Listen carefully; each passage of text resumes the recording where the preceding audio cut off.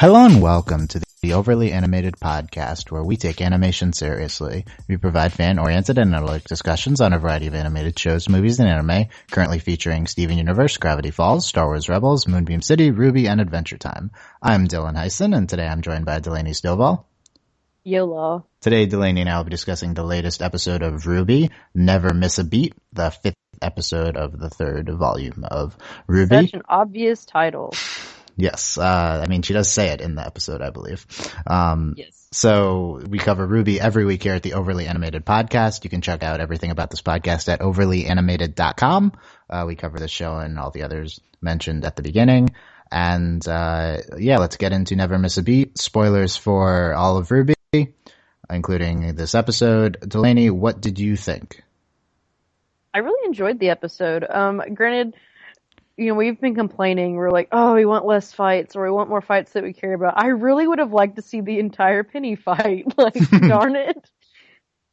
And the fight with, we were right, Weiss. Weiss and Yang, and Yang. And, I really enjoyed the fight. Oh my god, Weiss feels intense.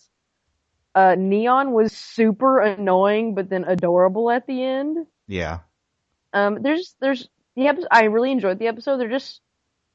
There was a lot going on, but then there wasn't a lot going on, if that makes sense. Like, not a lot happened in the episode. And then, oh crap, Penny. Like, please don't hurt my robot baby. Please. Yeah, definitely. Please. Yeah, I did like the episode. Yeah, I also liked it. It was a nice little self-contained episode. That being said, it's indicative of, like, all of this season's problems. So we're gonna tear into it a little bit for sure. But I think these are more problems of the season itself and not necessarily the problems of the specific episode. But, like, seriously, this episode just hits every check mark on things we've been complaining about. So, we'll talk about all that for sure. It's focused on, we had a strong Penny theme here, one of my favorite characters. We finally had a fight focused on Team RWBY, even though it was a kind of an inconsequential fight with random characters. And we hit with our two other stories at the end of the episode with the Ozpin and Crow and the villains, although both were incredibly ambiguous and did not move the plot along at all.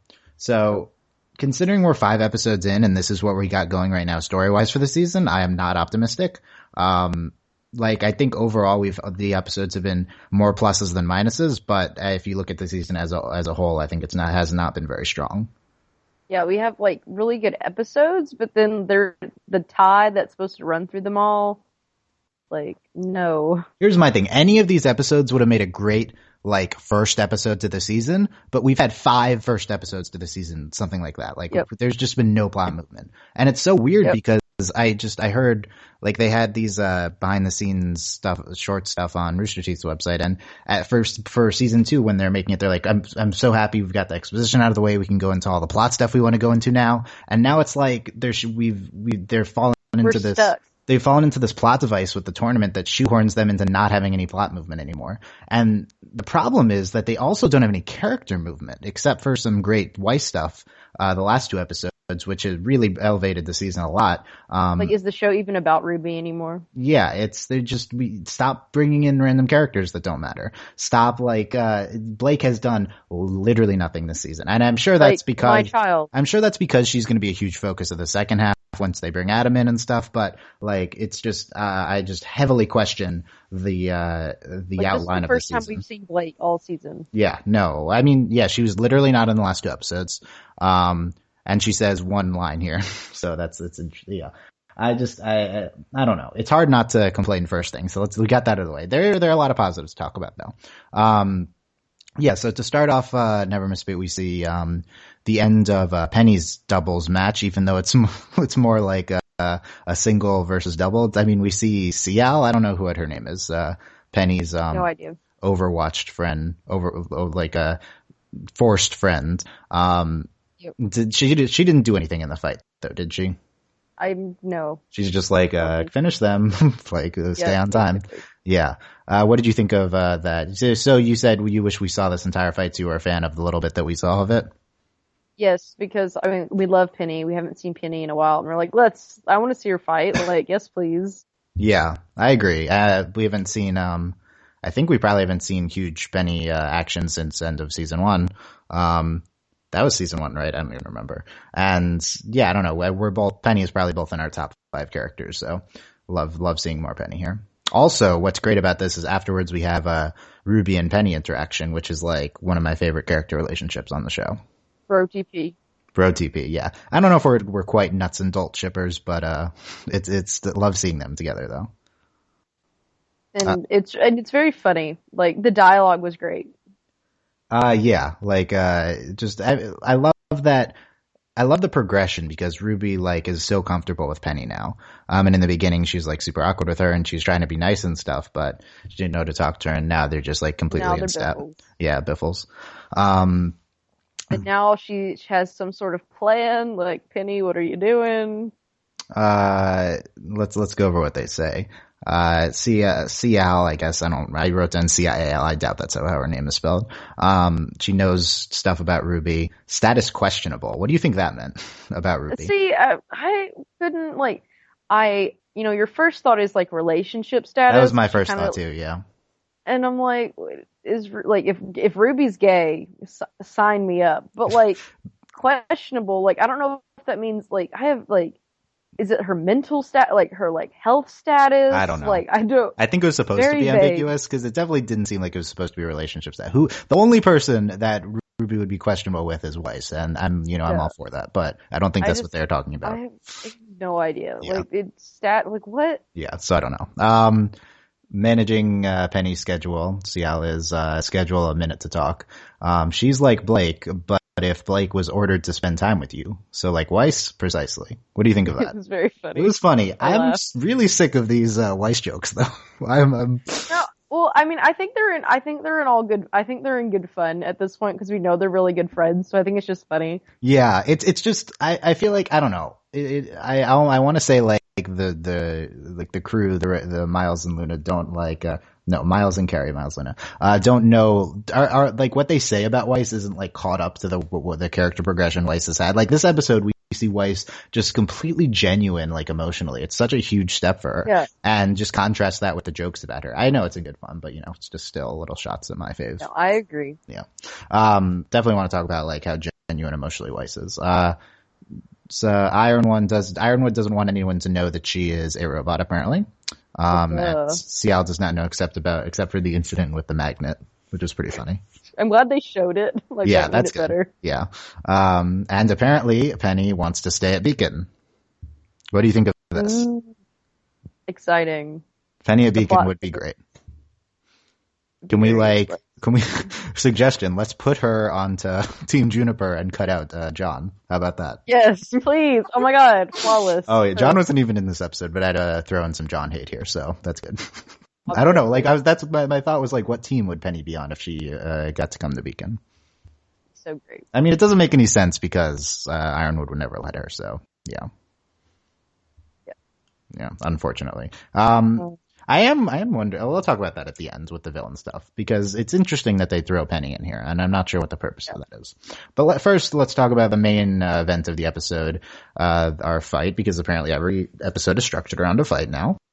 Weiss and Yang doubles match versus Team Funky, who is Neon Cat and Flint Cole, who I have dubbed the meme team.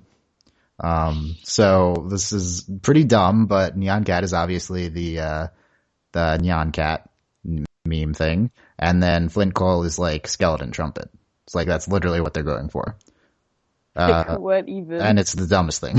I think it succeeds more with Neon, right? Like, I think that's a good character design around that. Agree. And I don't think Flint Cole is obviously, I don't know. I mean, I guess it's not for sure what they're going for, but like, obviously that's what they're going for. So I don't know. Flint Cole is kind of cool though. What do you think of these two characters? I think they're very interesting, and also they could be going for Nat King Cole. By the way, that might be why his last name's Cole. Oh yeah, that's kind of seems like it. Okay, sure. I think that, like, at first I was like, oh my god, she's literally a rainbow. Like, why? But I think they were more successful at the end. I mean, I don't know. I thought Trumpet guy, whatever his name is. Flint. I just said his last name's Cole, but Flint. Like, I mean, his character, like, their character designs, A+, except the rainbow thing, which, like, is what? Why are you But hating on the rainbow? I don't, like, what? I don't know. They're fine.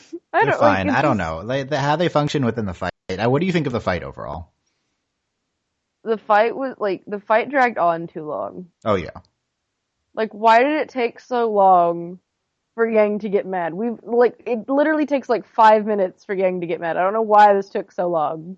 It was just, like, persistent annoyance, I guess. Yang is pretty chill most of the time, though, so I think I can buy it. But, like, in a fight, though, she Yeah. tends to, like, use it to her advantage a lot. And it was just like, come on, Yang, just get mad and beat everyone up. Like, let's get to it. Yeah. Because obviously they were going to win. Yes, obviously they're going to win. We have the element of the fight where Flint says... I did enjoy the skateboarding, though, like the rollerblading. The rollerblading, cool. Yeah. The two characters... Excuse me, roller skating. Yeah, she's interesting, I guess. People are going to think she's annoying, but that's, like, the intention, so... Yeah, at the end, she was great, I guess. I don't know. I liked her. Flint Cole's character. If they were actual characters that we would see again, then these are some of the more interesting fighting elements we've seen out of the random characters for sure. But I do like him more than her. Yeah, I mean, I think he was more interesting within the function of the fight. I think they're all over the place with Neon's kind of abilities. Yeah. The other, and then so the her semblance being irritating. Her semblance, yeah. I don't know. We can go through it and then we'll see if we can figure it out. So it was, her Neon versus, Yang, and like the running thread there was, her being more and more annoying and Yang getting angry. And then, Weiss versus Flint had the thing of Flint not happy with the Schnees because they ran his father's, dust company out of business, right? So they had that whole thing. And then, I guess, she impresses him at the end with her fighting tenacity. I guess that's it. And the self-sacrifice. And the self-sacrifice, right. So he doesn't think she's selfish, I guess. I think what stood out to me about this plotline is how genuine Weiss was, like I said before. Yes. I'm sorry to hear that. And like they seem to clearly animate this as her being genuinely. Yeah, she's like actually upset. Yeah, this is for sure been the thing with Weiss this season. In the past, she's been emotionless, and she's just been very emotionally forthright this season. And it makes sense because of all the stuff with Winter. And it's like at the beginning, it seemed like, oh, it's just because Winter's here, but now it's carrying through past Winter's visit. So great. And like we said last podcast, we talked a ton about Weiss, and I'd recommend listening to the second half of our podcast on last episode. I think that's our best RWBY discussion we've had. And we basically say Weiss, I think, is the best character on the show right now, development-wise. Agree. Yeah. Which is a function of this season, basically. This season has been all Weiss, and her character has really benefited. Meanwhile, Blake has completely been sidelined, Yang for the most part, and RWBY to a large extent as well. Yep. Yeah. Like, it's just Weiss right now. The Weiss show. Weiss. And here she is again. Yep, another Weiss-focused episode. And, I mean, I've never been happy with Yang's development. This episode, she's a focal point, but her entire plot is her getting mad. Like, okay. Yep. Yeah. So I don't know. Yang to me has never been too much of a legitimate main character. There. To me, Yang has always been the fourth out of the main group of characters. Not like in terms of likability, in terms of just being a character. Yang is she's just Yang. She's not like, I don't know. We have character traits. We know what she's gonna do, but like there's been no development. I guess the counterpoint is that she's established and she doesn't need to change. Sure. Yeah. I guess so. Well, we know what's coming. I mean, we're going to have something with her mom, so. Yeah, so we'll get more into that later in the season, I guess. Maybe her and Blake will face their pasts with joined Bumblebee-ness. Please. I mean, but that being said, this was not a Bumblebee episode. This was like the biggest freezer burn episode, Weiss and Yang, of the series. What are these shits? What do you think of? To be fair, I had to look this one up. What do you think of freezer burn? Like, it's hilarious, but also like not the name, the actual them paired together. I mean, no. Why no? Never work. But... Why? Like, bro TP, sure, but just no. Like, well, I know. One, because you suck, and I ship Weiss and RWBY, and then like, it just, they don't, it's really hard to ship Yang with people when Yang isn't, like, I don't know, like, because we just talked about how, yeah, Yang's established, but, like, Yang hasn't had a lot of development. Yang, so it's kind of like, okay. Doesn't have a lot of development. Also, Weiss is the person she has the least development with, right? Like, we talked about in episode 1 when we learned that Weiss and Yang would be the doubles pairing. Like, there's always one combination of your main characters that's just never explored, and it's totally Weiss and Yang. Yep. So. Which I'm glad that I'm glad that they're, like, the fighting duo. So maybe we'll have a little bit more there, but, like, I mean, it's like, I mean, it's kind of, it's not a crack ship, but it's like, you just kind of ship them, and it's almost like, I mean, obviously they've spoken, but it's like the RWBY equivalent of, like, shipping characters who have, like, never spoken. Yeah. And pairing them up here, I don't know. The thing that comes to mind is, like, in sitcoms years, there's all the main characters, and the thing I'm remembering is, How I Met Your Mother, they, like, had specific, Marshall and Robin episodes, like, making sure, like, and it's, like, always, like, oh, these characters never interact, but now here they are. That's our second Robin podcast reference in like 2 podcasts. Not that you understood either of them, but I have made them while you were here. Okay. The things that stood out to me about the fight were, the big thing was the music. Jeff Williams' score on this episode, I think this might have been the strongest scored episode of the series, highlighted by a jazz version of the season 1 theme song, which was incredible. Great. And just, there's like 4 different cues that we go through. All of them kind of embodying the energy of the fight, the kind of funkiness, Team Funky of the characters involved, and even Neon's music is annoying. It's great. it just all is really, really good. I think that actually is the best thing about the episode, is the music. No, I was thinking about that when I was watching it. Like, the music is completely standout, and it's wonderful. Like, it's like, I think, like, the fight wouldn't have been anything. We'd probably be trashing the fight right now if it wasn't for, like, how much the music, like, improved it. Yeah, I agree. The fights would be not great without the music. And the music to me has stood out before. I mean, during the end of last season, when we heard, but yeah, I don't have the song list up right now. Yeah, no, I know what you're talking about. But the rap version of the song while Coco's going off on the end of last season, that was just, it's incredible. Like, the music has stood out before, but I don't think it's carried an episode to the extent that it is here. No. And that's but I think the music is a standout feature of the show. It is. It's like a top 5 element of the show in general, but usually there's other stuff happening. And not to say that this episode was bad without the music, but comparatively, I think it's the strongest here. Yes. I went back and watched the fight scene with, like, minimized, just listening to the music, and it was just really good. So, yeah, that's like the biggest thing I have to say about this. Creatively, we have Flint's, so he has the trumpet, and then he's the sound wave coming off of that, and it pushes Weiss back, and then he has a semblance where he makes a quartet, which is like the Naruto whatever move, where there's a lot of him, right? Yeah, I thought it was really cool. You like that? Yeah, no, I thought it was really neat. What I liked about it was a very interesting semblance. Yeah. Okay. Why do you think it's very interesting? Well, like, in terms of semblances we've seen, like, I don't think we've seen anything as complicated as this, which, I mean, kind of, like, again, we have no idea what semblances are. Like, we say semblance, and we're like, some special power, yeah. And we haven't seen anything like this before, and I think this really, like, broadens what we should expect for people's semblances, because I think we should be waiting to see, like, we could get into some pretty, like, weird semblances, and by weird I don't mean like what? I mean, like, super powerful, crazy stuff based on this. This seemed one of the most, like, high power, high concept ones, I think. Yeah. Yeah. So, okay. So to me, the unique thing about his semblance is how all 4 of them combine into, like, one giant sound wave. Like, to me, that's kind of an interesting concept. In terms of just him making 4 of himself, it seems very similar to Blake's semblance of creating a decoy. Yes. Except 4. So to me, that wasn't very interesting. But to me, like when they all combine their power together, well, I think the cool. difference is her decoy can't do anything the way. That's true. These guys created a tangible sound wave. You're right. Yeah. All four. Because I mean, Blake's decoy is just like it's something to break. Yeah, you're right. It's just supposed to be an illusion. It seems like his guys aren't an illusion. It's actually like four of him, maybe, which is interesting. You're right. That is different from how I've seen this before. But I've definitely seen the multiple of one character.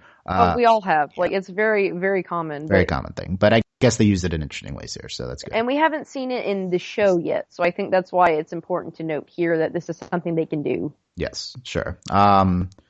In terms of Neon, we have her, rollerblading around and stuff. She also has like this wand thing. I'm sure someone will correct me on what this actually is, but it freezes her leg and then her arm. It's also like nunchucks. I don't. It was. We didn't see enough of it, I think, to have concrete definitions of it. By the way, time to mention, I was criticized last week for not having concrete concepts of everything we saw on the screen. The show doesn't have concrete concepts of everything shows on the screen. Often what you think is actually true is in fact speculation. There you go. That's my rant. Okay, quick. Yes. So, she calls, okay, by the way, Neon calls Yang as having latchy eyes. Thoughts? I didn't even catch that. Yeah, so. I guess her eyes change color. That's what this is referring to. Yeah, this one. I have no. I actually missed that line. Like I have no recollection of her saying that. No, yeah, she said it very fast, and I think that's what she said. Pretty. You're pretty when you're angry, and then she mentions the diet. All the stuff of being annoying, right? Well, the top heavy comment. Oh yeah, top heavy. What do you think of the top heavy comment? Well, like. And then when she freezes her leg, now you're bottom heavy. Yeah. You can what? Like you mean the top heavy? Like it's like. I mean, she was referring to her chest. Yeah. Yeah, it's so great. That was like clearly, and then because she looks down, Yang looks. I know it's so good. Like it killed me. So great. I mean, I like lampshading Yang's just absurd character design because the show has a lot of absurd character designs, like what's Monkey Boy, right? So sometimes you forget, but Neon has a tail, so. Does Neon? Is Neon a faunus? I guess. I didn't catch that. I'm pretty sure it's a tail. I don't know. I cannot. Her character design very confusing. She moves around so fast it's hard to like catch like what she actually looks like because like movement and stuff.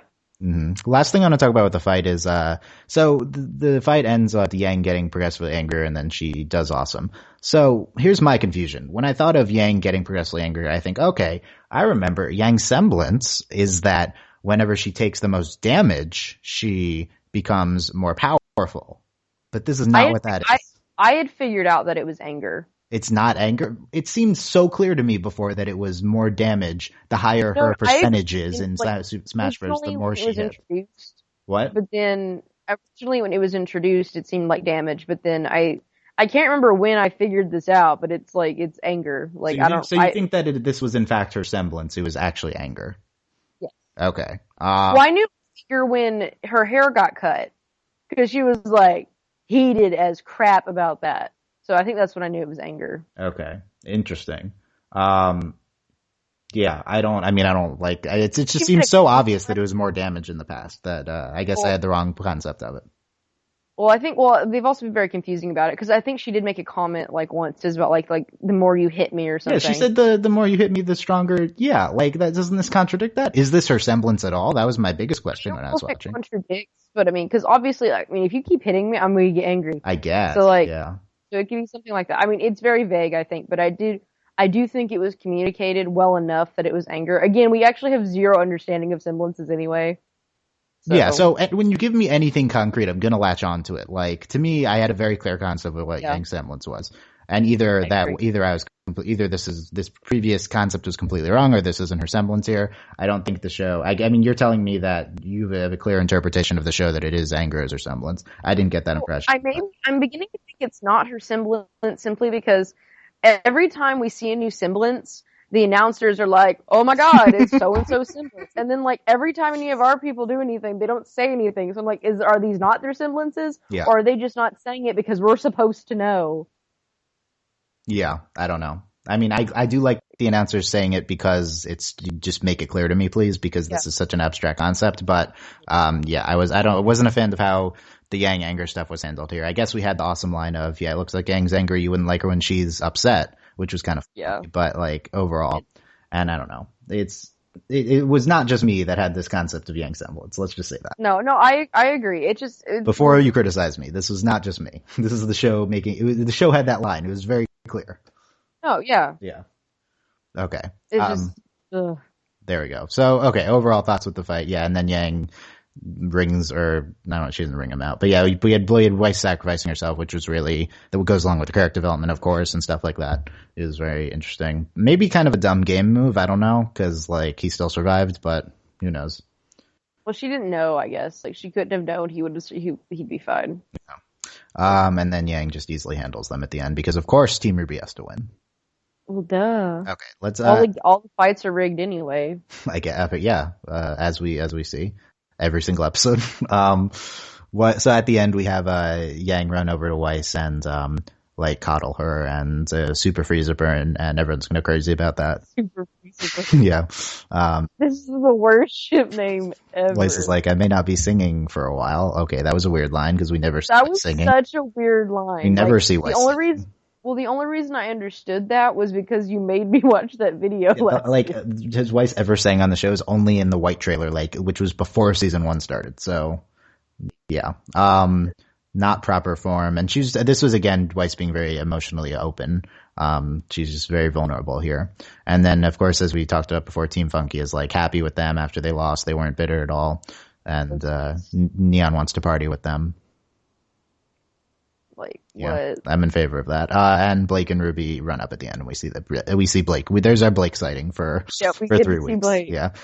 2 scenes at the end: the villain scene and the Osmond scene. The villain scene, Cinder sees that Penny is a robot and says, "There's an alteration to our plan. It will be even easier than we thought." Don't hack Penny, please. Oh, hacking Penny. Do you think that's where we're going with this? I 100% think that's what's going on, and I don't want it to happen. So Cinder has access to Ironwood's phone, so theoretically that's how she's seeing that Penny is a robot, because earlier it said only Ironwood knows that Penny is a robot, so that's how Cinder knows, because we saw Cinder have access to the phone earlier.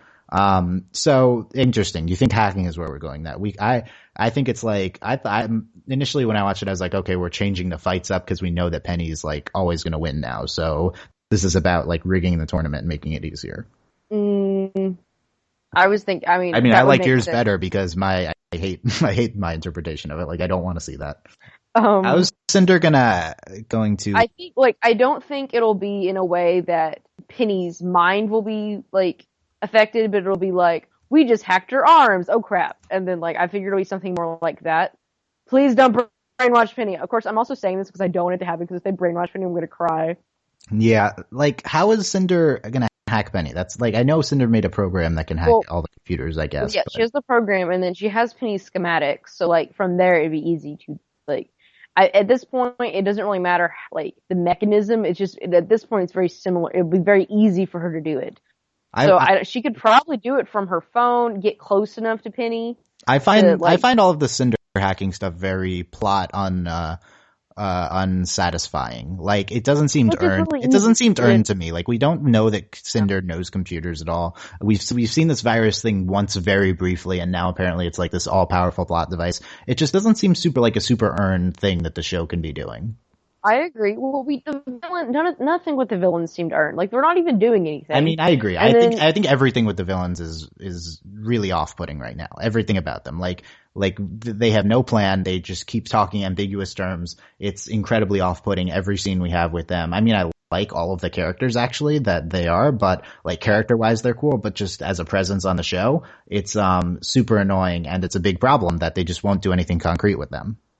Yeah, it's just what? Why? Last podcast, someone was commenting on the YouTube video, had a really cool theory for what Cinder's doing that involves hacking the computers and going further with that. And they're like, this is obviously what she's doing. And it's that's really cool. And your idea is better what they're doing on the show, but it is not what they're doing. They don't have anything concrete that the show is presenting. It's just all ambiguous. Well, we have we have no idea what what is their plan? Like, what do they want? Why does it matter who wins the stupid tournament? Like, yeah, none of it makes sense, and it's a very off-putting to continuously watch that happen. I would like to emphasize it's like that. the longest James Bond movie ever, and it's like, why are we doing all this stuff? It needs to be addressed immediately. Like, this is a dire situation.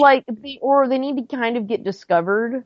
Like, I don't know, there's no sense of urgency to the season. It drives me up the wall. Like, yeah. Speaking of unsatisfactory ambiguity, let's talk about Osmond and Crow's scene. Like, why even have it if you're just going to speak in riddles? Like, goodness. Yeah, this scene, both of these two scenes are super frustrating. Crow, they are talking about Ironwood at the beginning, and Osmond says he's misguided, his heart's in the right place. I don't know why we needed to throw that in there. Obviously, we're doing something with the Ironwood and Osmond conflict because we keep bringing it up, but it doesn't make any sense why we keep throwing it in. Because Crow's there and Crow's in the middle of that, but like, who cares?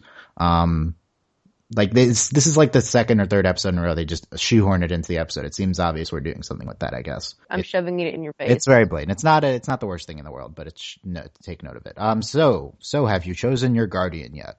says Crow. And Osmond says maidens choose themselves. Did he say maidens? I didn't even hear the word. Like, I've been trying to figure it out. I went back and listened 3 times. I think he's saying maidens, but I could be wrong. What does that even mean? So the guardians are females. Great. I'm glad I mean, that's awesome. Yay. But like, that's such a weird sentence. Like, I don't know. Maidens choose themselves. I simply believe I've chosen the right candidate. Ever since I met her, I believed that she would be the one. She's strong, intelligent, caring, but most importantly, she's ready. And hearing that, I think of RWBY, but they showed a shot of Pyrrha. So that's kind of interesting. Well, then my question is, are they like purposefully misleading us? So that was actually my first thought was they're misleading us with showing Pyrrha. Most importantly, she's ready. You could make a big argument that that Pyrrha is the most ready for sure, but RWBY is also ready. Like RWBY's but ready for what? Well, we don't know what Guardians are, so I would like to say it does seem like you were correct from our Guardians discussion. But that being said, we still don't know. Like your speculation was, they're going to choose RWBY, the main character of the show, to like lead this inner circle against the bad forces and stuff like that. That's what a Guardian is, right? And you said, and I was like, a Guardian's their organization, and it definitely seems like it's a person, specifically a female, I guess now. But he said maidens choose themselves. So like we need to deconstruct this sentence because it's weird. And it makes me think we're talking, and I don't like a capital M maiden. And when I say that, I don't mean it's the beginning of the sentence. I mean like he might be using maiden as a term like guardian, that it like means something. So this might be another term that we just don't know yet. A maiden. Yeah, that's possible. Because maidens choose themselves, which there are 2 possibilities. Like you were saying, the guardian decides to be the guardian. Like they become like. It's not like a selection. It's the guardian becomes the guardian when they need to be. But then, or maidens could be some sect of whatever, and they actually choose the guardian, like amongst themselves. Like, I don't, like, the sentence makes no sense. Like, what? It's, and maiden is such an awkward word. Like, really? Maiden. Really? I mean, assuming that is what it is, I agree. I'm sick of the ambiguity. I don't really care what the Guardian is, honestly. The only thing that intrigues me is expecting it to be RWBY and showing Pyrrha. That I think was interesting. Yes. So, it's not like I'm bummed out of my mind if it's Pyrrha, but like, why? I mean, I'm all for Pyrrha being more involved in the plot. I do like Pyrrha. She's great. Yeah. But, yeah. That being said, I'm not crazy about taking the focus away from Team RWBY. I've always say that, but yeah. It doesn't make. It's really hard to care. Like they're trying to give us information that we're supposed to think is important, but like I don't care because I have no idea what's going on. Yeah. So like we said in the beginning, we covered this basically. This is great for an episode 1, be ambiguous, hint at what's to come in the season, but this is the 5th episode in a row we've had this. I don't like it. I need this to move in concrete directions. and it needs to happen very soon because it's really hurting this season. We had a lot of great character work this season with Winter, Weiss, and Crow, and potentially even RWBY. Some of the show's strongest character work in its run, some of its best scripting in its run, and it's kind of all been put into the, it's all been obscured by this terrible hinting that it keeps doing plot-wise.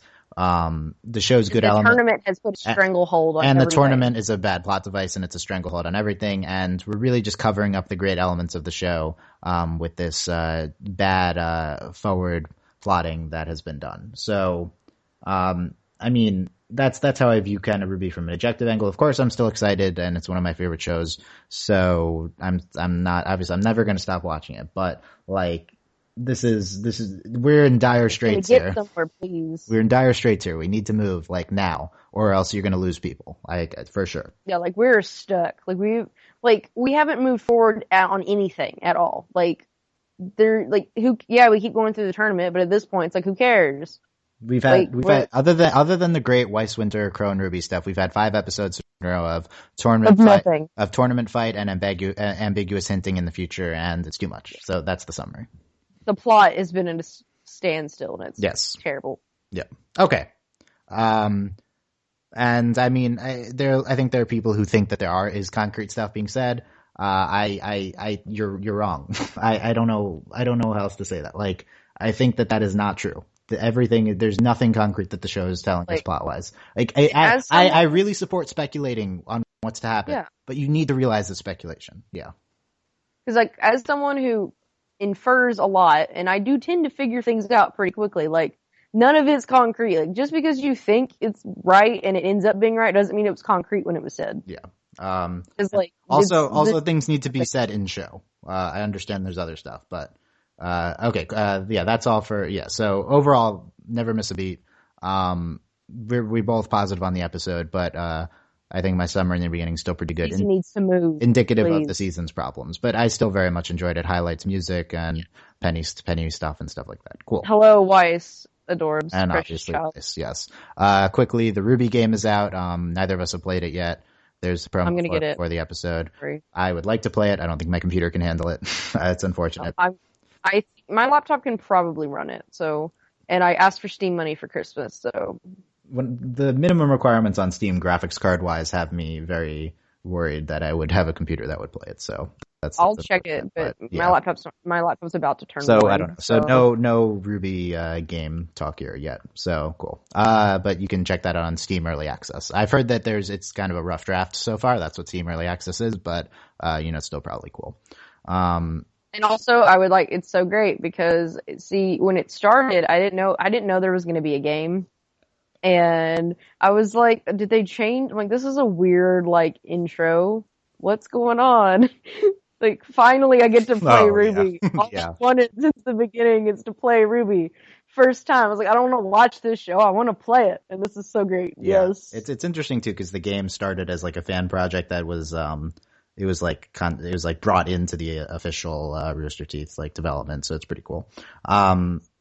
So check that out. But that's all for this week. I'm Dylan Hysen, that's Delaney Stovall. You can check out more of our podcasts at overlyanimated.com. You can support us at patreon.com/overlyanimated. Thanks to our current patrons, Shayna, Mitch, Cordell, Beatrice, Nate, Andy, and Jamie, aka Hey Now Fever, Mitch, Cordell, University, Beatrix Exchange, Buzz Lightyear, and Mailman. So we'll be back. I don't know if it's new next week. Probably it is, but who knows with the show. And excited to see, I'm going to be optimistic, excited to see some plot movement next week, because what else are we going to do?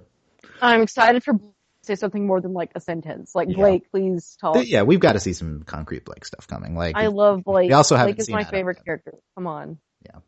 I've been very happy as Weiss is my favorite character. I've been very happy with this. Well, Weiss is up there now. I do love Weiss. I know I do ship RWBY and Weiss, but Blake is my child, and I need more screen time of my child. Okay. You need more screen time of your child. Noted. So so let me know what you thought in the YouTube comments. in the I will respond on the YouTube comments. Just be nice. Because there was some not necessarily nice. I'll respond nicely even if you're not nice, but be nice. The Overly Animated website, or on Tumblr, you can send asks to our podcast Tumblr or my Tumblr with your feedback on this. I do appreciate your feedback. So, yep, thanks for listening, guys, and we will see you next time. Bye.